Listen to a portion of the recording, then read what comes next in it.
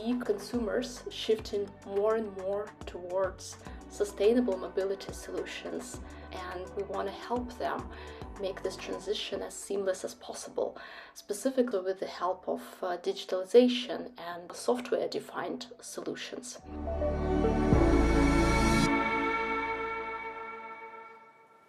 Well, welcome both of you. Thank you so much for coming up to discuss some of these themes. We're going to be talking a lot about this today, but it's wonderful having heard the BMW point of view of where they are at the moment, and now we can hear from you guys.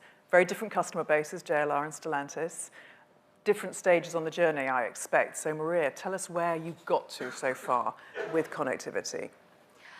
Yeah, that's a great question. And well, I mean, I wouldn't say that we have such different customer audiences, right? Because Stellantis actually has 14 brands that do cater to a huge variety of customer segments. But in terms of connectivity, we are making sure that now all of the cars, most of the cars that we produce are actually connected cars. And we are also looking to make sure we have, in some cases, backwards-looking connectivity so that even in the aftermarket services, we can actually make the cars connected that were not produced that way. And this is critical for us because we see how important connectivity is to our customers.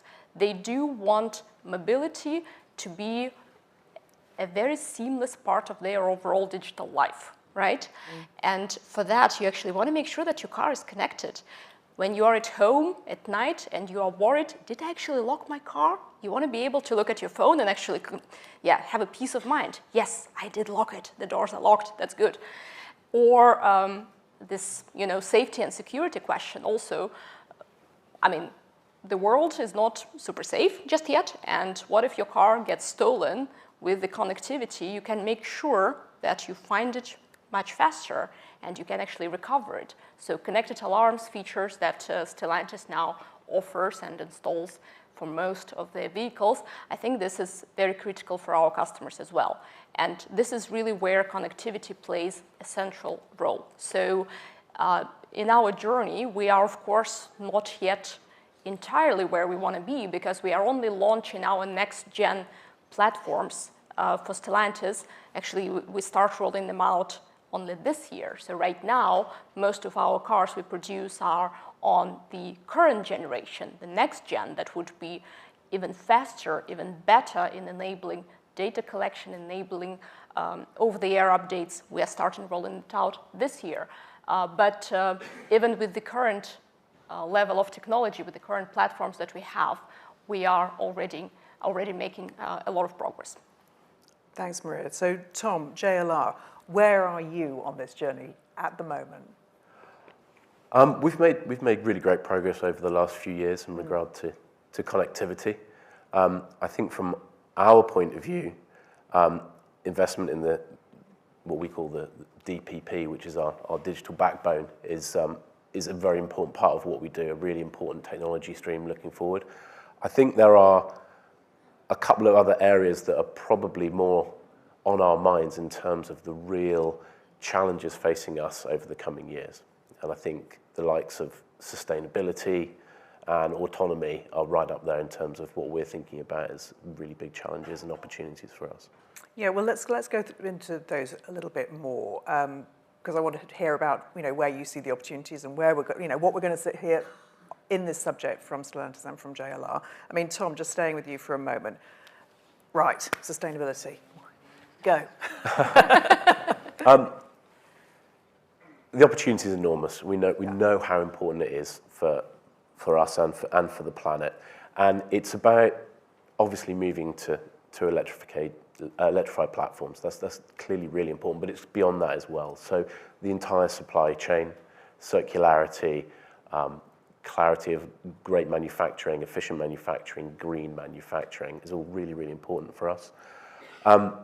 We start our electric journey in earnest next year, and that will see us reduce our emissions per vehicle by 54% by the end of the decade, which is great progress. In terms of what that takes, it's very challenging. We have a whole world of different skills that we have to develop around powertrain, both the technologies and the manufacturing, and actually how we sell all of this to our customers as well. So sustainability is a significant challenge. The other big challenge I mentioned was autonomy. And I think from a modern luxury perspective, we can create some fantastic experiences for our customers with autonomy. It's not straightforward. We've got a whole world of different challenges as we go through the different levels of autonomy, and executing those in lots of different driving environments and legislative landscapes is going to be pretty tough. But if we can get there, I think we can deliver some amazing things for our customers.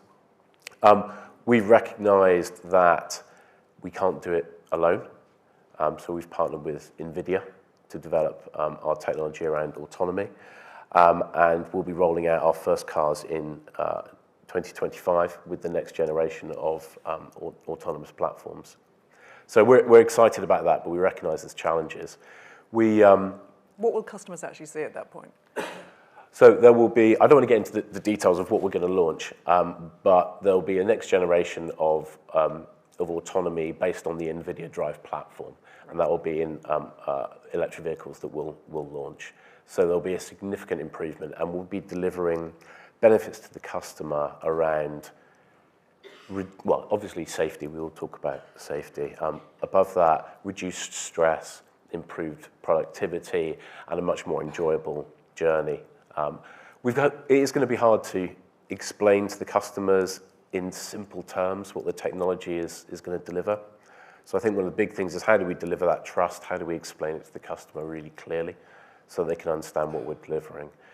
And I think it was in the video earlier, David mentioned that it's not binary. You don't go from not having autonomy to having autonomy.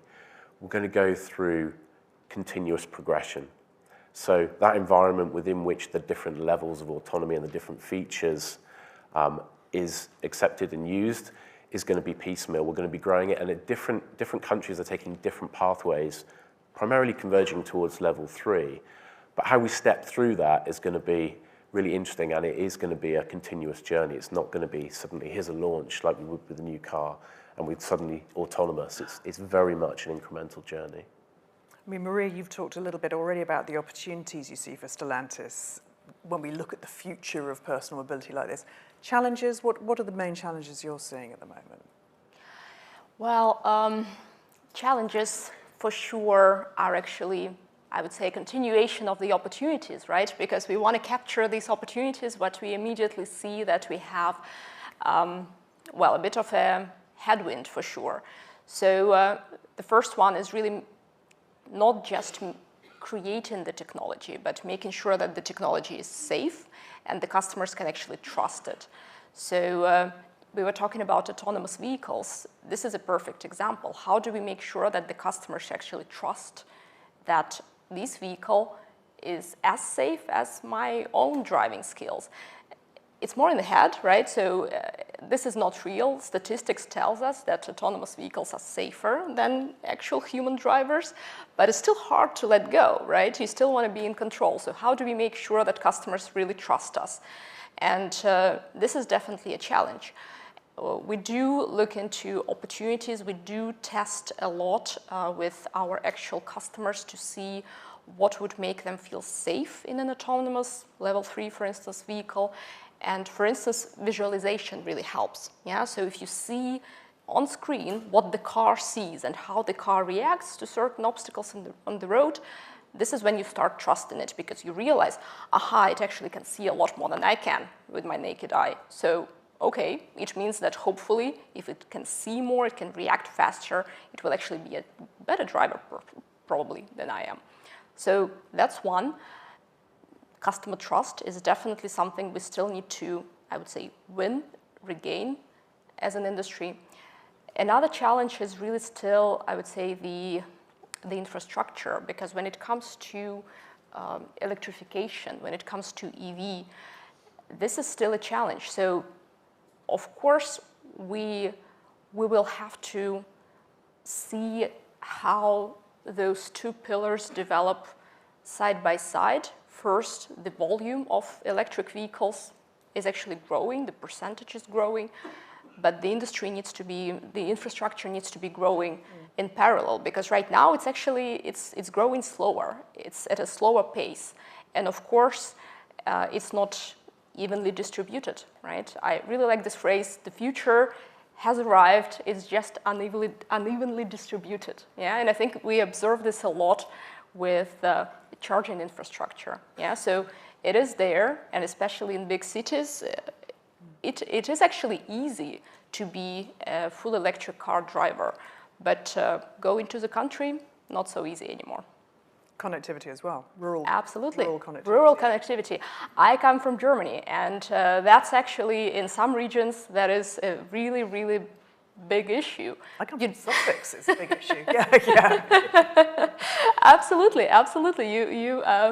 You drive, I don't know, 30 kilometers away from the city, forget 5G, you're lucky to get a signal at all. So yeah, connectivity is an issue as well. So infrastructure in general, we need to make sure that actually this is where the industry, the auto industry needs to partner with regulators, partner with infrastructure providers to work side by side and ensure that we create this better future for our customers together. Picking up on what you were saying about trust and education with your customers, I mean, you know, Tom, what are JLR doing to try and, I guess, gain a sense of what your customers want, how soon they're going to be comfortable with these next iterations of autonomy? We try and focus on a really deep ethnographic understanding of our customers, and our customers are of a specific nature. So we try and understand what types of journeys they undertake, who's in the car, where are they going, the length of journeys, what are they trying to achieve, and the problems they encounter on the way. So we try and start from that position of really deep customer understanding, and then we start to address the problems that they have. So are there certain things that we can help them overcome and not just throw tech at them because we can, it's because we should, it's because it addresses what they want. So that's quite a sort of deep, detailed process that we go through to really make sure we understand that. And are you feeling generally that your customer base are quite keen on these developments? I think, well, we don't tend to ask them specifically about, are you keen on this level or that level? Customers don't really understand that. Customers understand much more about the issues they've got, and if you can express ways of solving those issues, they're much more welcoming to the types of tech that you put in place. If you start having a conversation with them about, do you want X level autonomy, they don't know what you're talking about, they don't understand it. If you can start talking maybe about some experiences or some solutions or overcoming their problems, then you get a much, much better reception to it. Yeah, for sure.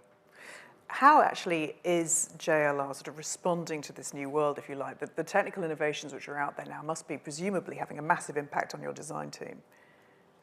Yes. I think we're in a really interesting place, particularly around the software-defined vehicle. And we're in an interesting period in automotive. And the fact that we've got so much change and so much dynamism is why I decided to join the industry a couple of years ago. But particularly around software and technology. And I think we're seeing lots of manufacturers throw a huge amount of tech at the cars. And it is a little bit can rather than should, I think, in some cases. And we're kind of at the stage where I think where we can go with software-defined vehicles could be enormous, but we don't actually know quite how far we can go yet.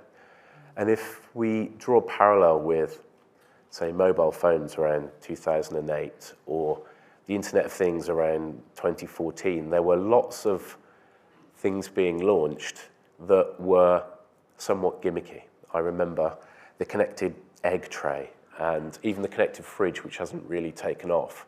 And it was because they can and not because they should. And that's okay.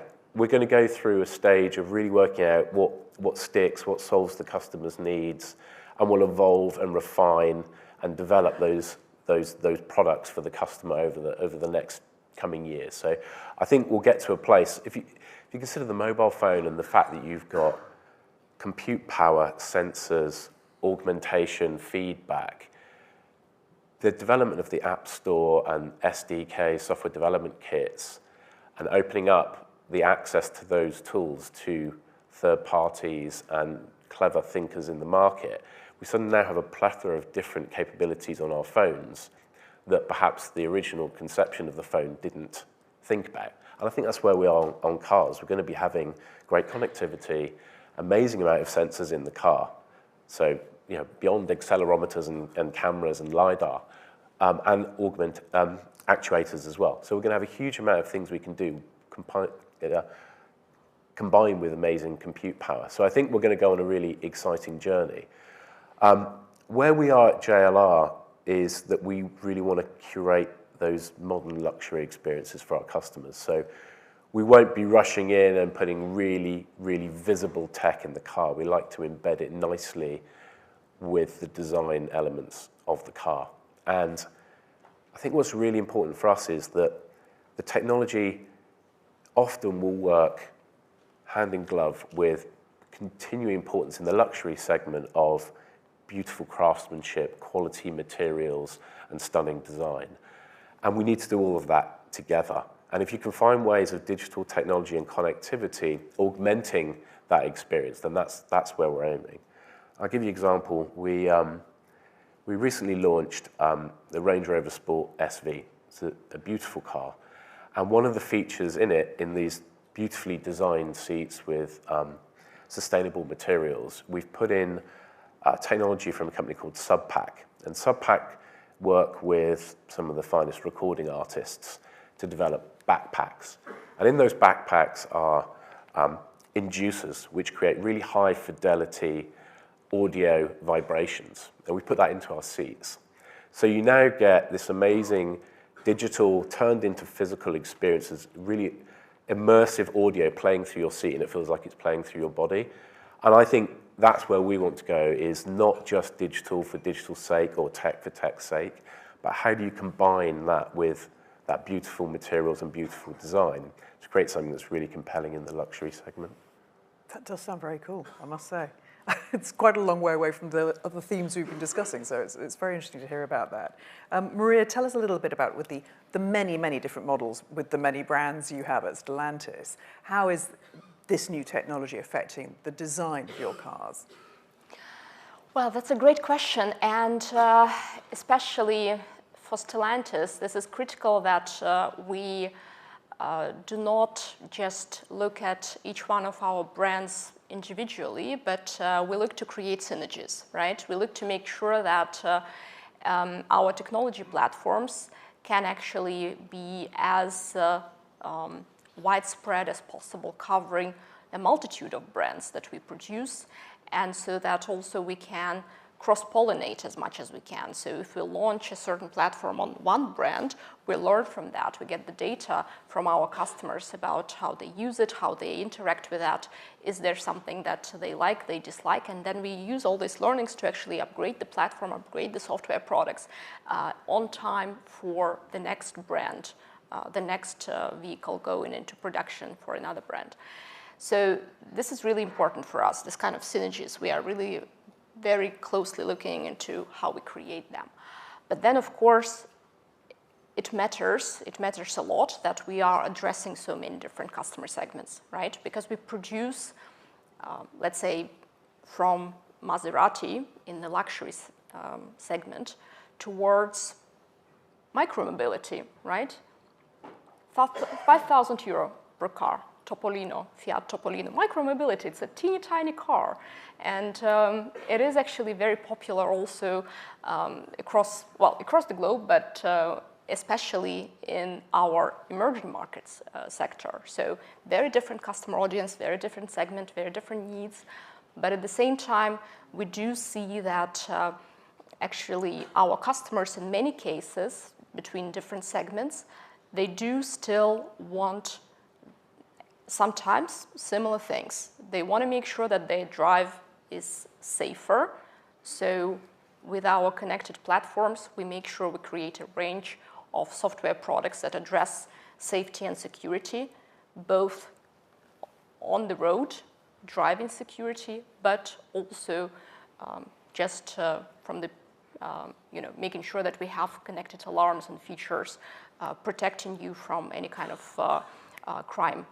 And then also another pillar that is critical for our customers across multiple brands is actually making my drive convenient, making my life, my overall digital life convenient.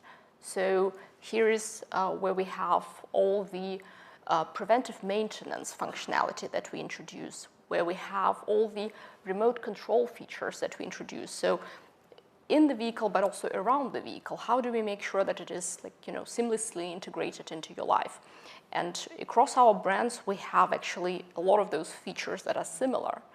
And then another one, making the drive entertaining, making it actually fun, right? So we have entertainment features, we have games, we have different ways to listen to music. You were talking about audio experiences. This is really important, really interesting for our customers. And of course, for our luxury cars, you will see a lot more, let's say, very premium hardware that would help make this sound even better. But when it comes to software, and actually software-defined audio is also on the rise now, because you can upgrade your sound with exactly the same hardware. You can upgrade it a lot over the air just with the software. And that is something we can actually do to a variety of our vehicles, not just the luxury ones. It's interesting. I mean, the phrase which really struck me from Tom's answer was the can rather than should. That sort of stage of, there's all this wonderful kit out there and tech which is being developed, but how much do customers want? It's a fascinating area, it really is. Listen, I just want to bring you in at this point, actually. We've got another 15 minutes still of interesting chat with these guys, but if there's any questions from the audience, would anybody like to ask Tom or Maria anything at the moment? Oh, hand straight up. Ina's mustard in the front. If you could just say who you are and where you're from. Gosh, that's such a blind date phrase, isn't it? Hello, Nick Gibbs, Automotive News and Autocar. I wanted to ask, this is a question for JLR here. You mentioned that you had these autonomous style additions to the range in 2025, and you talked about how it would improve productivity. Does that mean you're going to have some sort of hands-free level 3 element to these cars from 2025? I don't think we'll be necessarily at, level 3 and hands-free are not the same thing. So I don't want to get into detail of exactly what we're going to launch, but those two things are different, and they're different by different countries and different legislative environments. What do you mean by productivity, increased productivity then? So my point around productivity is it gives people the chance to do things whilst they're driving, or to other forms of connectivity, not just autonomy, in terms of, there are examples that BMW gave earlier about booking ferries and all those kinds of stuff. They're not necessarily something I'm talking about, but there are lots of different productivity examples to help people manage their lives better. Ultimately, yes, if you get towards level 3, then you can start to do other things while the car is driving. But until we get to that point, some of the productivity will be done more through connectivity than the advent of level 3 autonomy. Just finally, what is your view of L3 sort of hands-off, eyes-off driving? Do you think it's coming to your to JLR anytime soon, or is it a bit of a sort of maybe a bit of a dead end? Oh, I don't think it's a dead end. I think level 3 is the big step for me. It's a big step in many ways. Firstly, because it allows the driver to take their eyes off the road, and then that allows you to do other things, even if it be eat a sandwich or have a chat or whatever else it is. But it also comes with the switch in responsibility to the OEM. So it's an enormous step in a number of ways. And I think for the modern luxury customer, level 3 will be a really important part, starting with highways and then perhaps moving to urban environments. So I think it's a really important place for us to aim to. Can I tell you exactly when it's going to be put in place? And can I tell you the environmental boundaries within which it will operate? No, I can't. And that is going to be something of an incremental journey, and it will vary by different parts of the world. And that's one we're on. But it is an ambition to get there, for sure. I think it adds a lot of value. Do you have a rough date ambition? Final. You're not going to tie me down to a specific date. This decade. It's a possibility. I think that literally is as good as you're going to get. We're going to have more questions at the end, but let me just turn to our panelists again for a few moments. I mean, it's interesting. We've talked about challenges, we've talked about design, we've talked about some of the opportunities for your car companies. But Maria, just in terms of car ownership and personal mobility, let's just pick up on a couple of things that Celine was saying as well about, and that Mike was mentioning earlier as well about who may be able to really benefit, who previously just wasn't a car owner at all. Well, I mentioned micromobility earlier, right? And for instance, that to me is an opportunity for a totally different customer segment, people that were never car owners before. In many countries, actually, the legislation is different, meaning that you don't need the same driver's license for this type of vehicle, right? So it's pretty much the same as like a small scooter or something, right? So it's much easier to actually learn to drive that, and it is much easier to operate this type of vehicle. It goes like up to 50 kilometers per hour. That's it. So it is much safer, it is much easier to operate, it is much cheaper. So of course it provides this opportunity for city mobility, or even, I mean, in the country, if it's a relatively small driving range, it could provide you also countryside mobility. So I think that's one way how the industry is really going forward to enable mobility for very different very new mobility customers. And on top of that, of course, we have now shared ownership, right? So this whole ride-sharing concept, the concept that we do also have this kind of peer-to-peer apps now that provide opportunities for shared ownership of cars. The fact that we also have cars that are, passing from one owner to another, to a third one, to a fourth one, and can still actually stay up to date because the normal, let's say, life cycle of a vehicle is about maybe 10, 12 years, right? And with now software over-the-air updates, we can make sure that those cars are still connected over this whole time. Maybe they go through 2, 3, 5 set of hands, changing owners, and hopefully also becoming more and more affordable, but they are still up to date with the software. They still have all the newest features and provide a lot of great opportunities, a lot of good customer experience. So affordability is definitely key, and addressing more customer segments is another key for us. Do you see, Tom, that JLR's audience could get wider, if you like, with these new developments? Yeah, I think Maria makes some good points there. I think she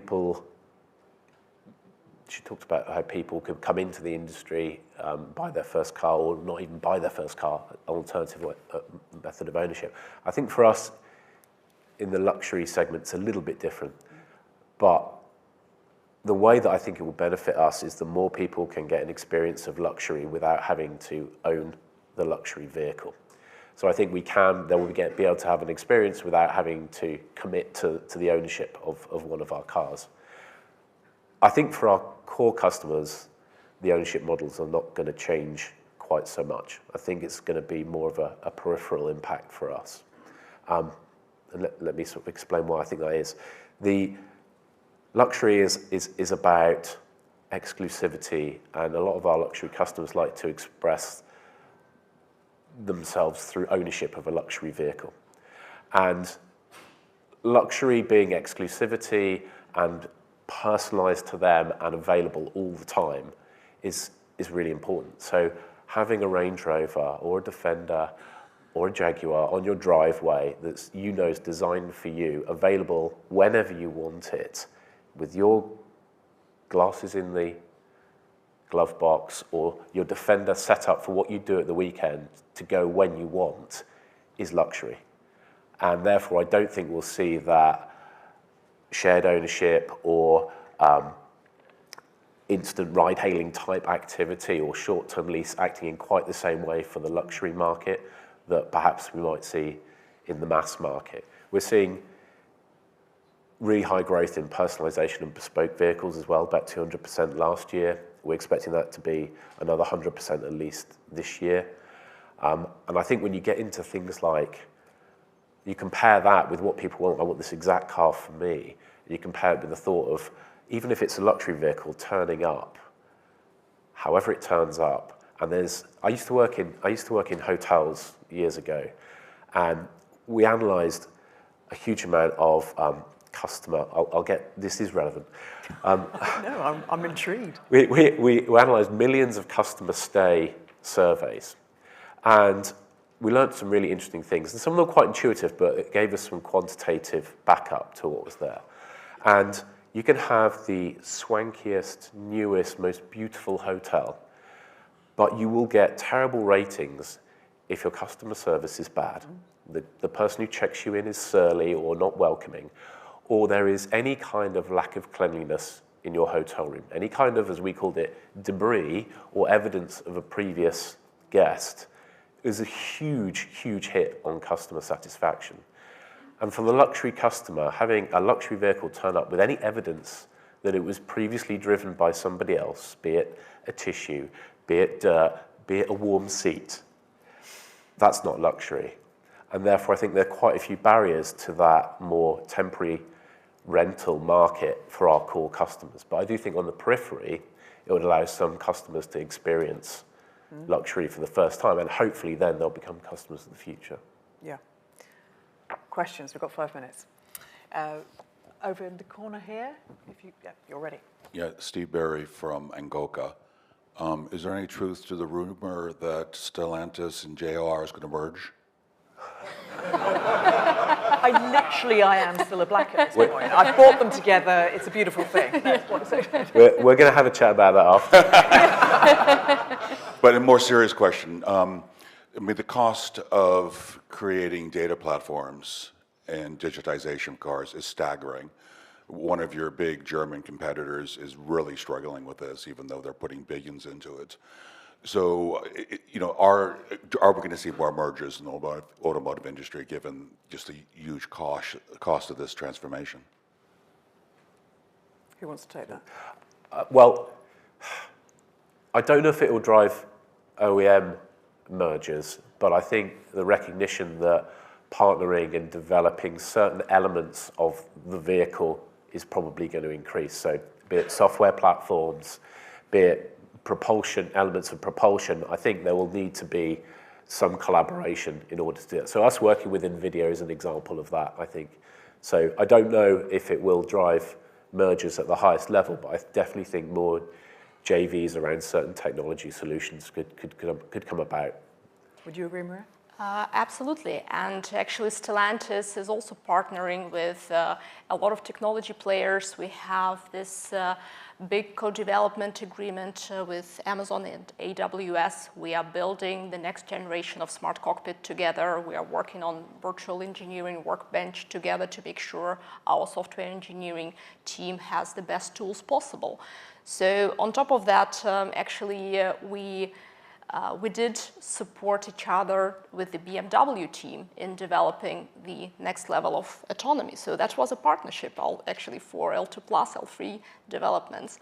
And so I do believe that the industry will have to become more open in terms of partnerships, in terms of actually sharing knowledge, sharing data. At the same time, we still need to make sure that customer privacy is paramount for us. Because again, data sharing, anonymized data sharing is one thing, but providing access to customer data, that is where we need to be very cautious. Another question. This gentleman here in the fourth row. If you can just wait for the microphone, thank you. Richard Amenigama from Mikos Technologies. There's a lot of discussion about vehicle-to-vehicle connectivity year after year. Is it actually going to happen? Are you is a Stellantis vehicle going to talk to a JLR vehicle, and are your legal departments ever going to be comfortable with you sharing any safety critical data, or data in general? Well, that's a good one. And I would say that to a certain extent, vehicle-to-vehicle communication is a reality today, especially when it comes to safety on the road. For instance, in the US, we did launch this functionality that allows the vehicles to communicate in terms of if there is an accident ahead of you on the road, so that you know in advance that something's coming and you can prepare yourself and don't even make the incident even worse, because this is what happens a lot on the roads, that you have two vehicles that crashed, but the next one actually doesn't see them, maybe around the bend or something, and crashes right into them. So right now we have implemented this functionality to make sure the next drivers coming, they can get the signal directly on their infotainment screen and be forewarned. So this is our reality today. But of course, when it comes to data sharing, right, and making, as I mentioned before, customer privacy is paramount for us. So we really need to be very cautious to draw this line carefully, what is important and actually vital for the vehicles to share and what isn't. Because the technology is there.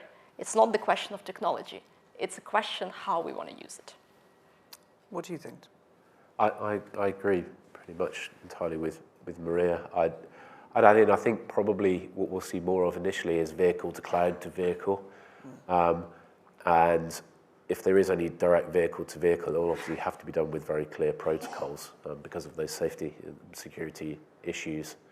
I think we will see more sharing of data around the development perhaps of ADAS systems. We talked about the problems of economies of scale, and that manufacturers, particularly of our size, is tough to do everything rapidly with all of that data. So I think possibly data sharing might be something that's more likely around anonymized data to help develop systems rather than perhaps direct vehicle to vehicle. Well, listen, you have miraculously, all of you, finished completely on time. We're literally counting down from 10 on the stopwatch here right now. So listen, wonderful to have you up here on stage. Thank you.